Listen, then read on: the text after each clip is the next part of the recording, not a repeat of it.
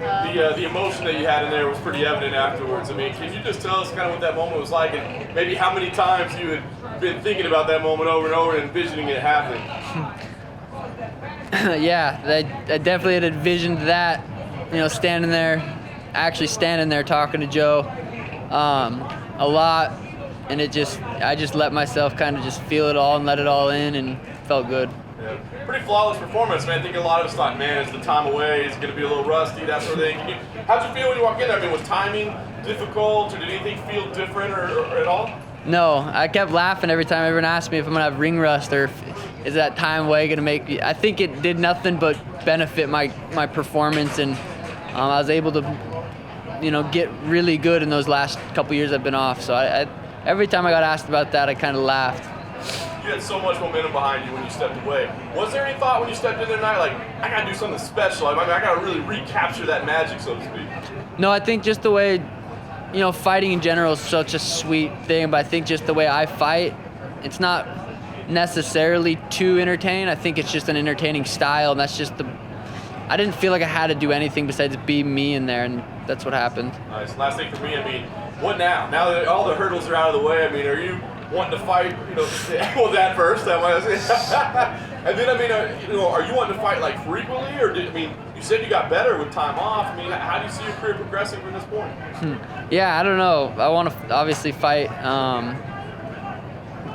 I'm healthy, so I don't think they have any fights in Vegas till International Fight Week, so I'm gonna have to go check out which cards where I'd like to fight. I feel like I'm in a position where I can say, I'd like to fight there, I'd like to fight there. So I'm gonna go look at the calendar, look at it, check it out. If nothing pops up, maybe International Fight Week. Physically, you looked bigger than your first two fights. Is that time off? How much weight did you put on? Yeah, against Andre, I walked in, fight camp around 148 pounds.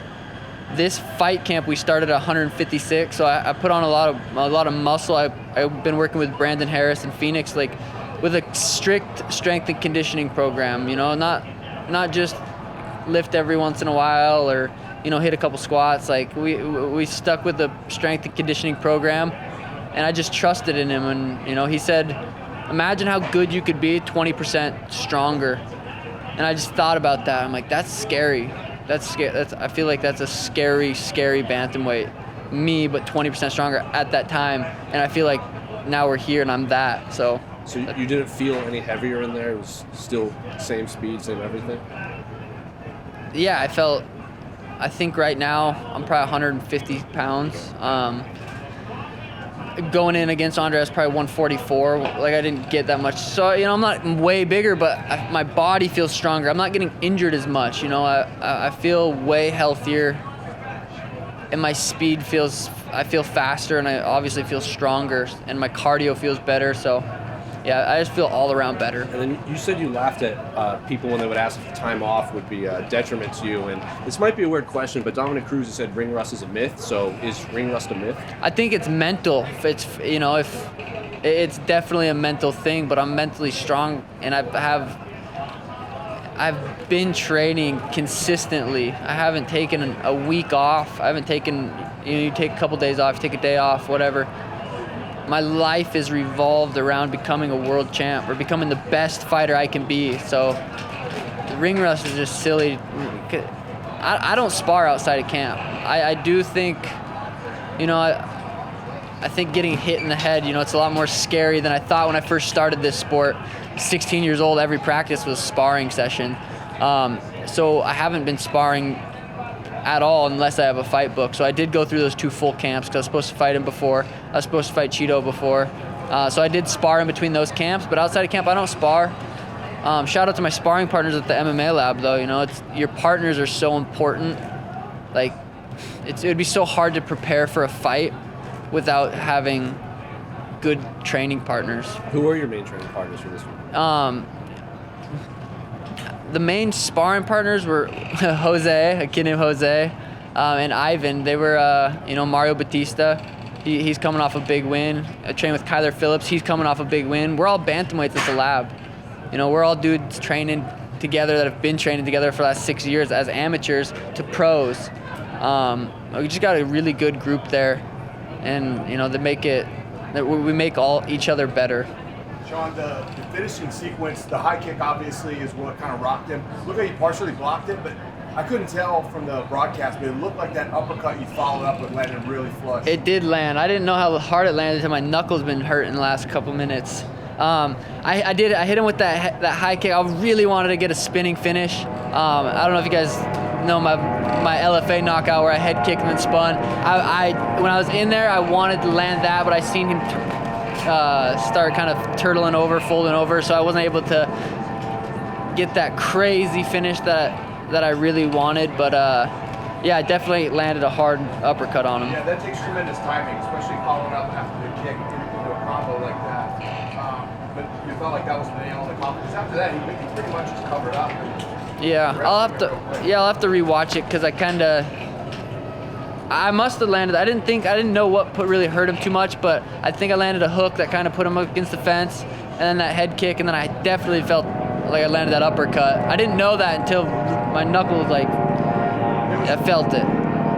No good. There was really only one shot that I saw that he had that touched you. It was a left hand that kind of got you on the lower jaw a little bit. Did you get your head out of the way in time, or did it hit you pretty hard? I honestly didn't think he was going to hit me at all, so I was kind of surprised that he was able to hit me, even if it was just that. I think he hit me with 2 little shots, but like I said, I was surprised he was able to hit me at all. I just, maybe you don't know, but when you're a superior striker and you're going in there against somebody that you feel like you're way better than in the striking department, I just felt so comfortable in there. Is there a name you'd like to fight in international fighting? No. Sean, we talked Thursday on Media Day how you felt about the 2-year time off, whether there was ring rust and whether that would take effect. You're a very confident fighter. You said no when you said this fight shouldn't be a big problem. Well, you didn't say that. You said you felt very confident that this was quite a fight you could easily win. How much was that true, and were you really maybe a little bit worried about what you feel getting back in there, and how did you feel compared to what you were thinking? I wasn't worried at all. I didn't miss any sleep thinking about it. I had no nerves. I felt, and I still feel, really calm. I felt pretty much like this in the back walking out, and I think this is the feeling you want to feel going into war, going into battle. I conserved all that energy, and I was ready for a 15-minute war. So I think calm is the way to go. Some people try to fight angry or try to get upset or mad or whatever. I think that's not good, but I think it's different for everyone. How soon would you like to go again? We'll see the calendar, see where certain fights are at, and decide. But I'm healthy, and it has been a long time. The latest would be fight week. Ryan Keller tweeted straight after your fight. Next. How long before you get 25-minute wars? What's that? How long before you think you can get 25-minute wars? 25-minute wars. I wouldn't be surprised if they booked me for a main event on like a ESPN card or something. Whew, that's 10 more minutes. That training for a 15-minute and getting in shape for 15 minutes. That's a lot of work. So, it's gonna have to be a lot more work to put in a training camp. So, but they'll obviously pay you more to do that. So, I don't think long though. I don't think long. Maybe next fight, I wouldn't be surprised. Maybe 2. You think about something like motivation going into a fight where you said you were so outmatched versus him on the feet. You just felt like you dominated in so many different areas. Was it actually hard to get motivated for this fight? You said you were comfortable. Was more of the motivation about coming back and making a statement? No, it's still a fight. I still know I could have left unconscious there. I could have been knocked out. It's a fight. That can happen. I'm not stupid to where I'm like, no, it can't happen. I know it can happen. That's all the motivation you need is knowing I could get knocked out in there.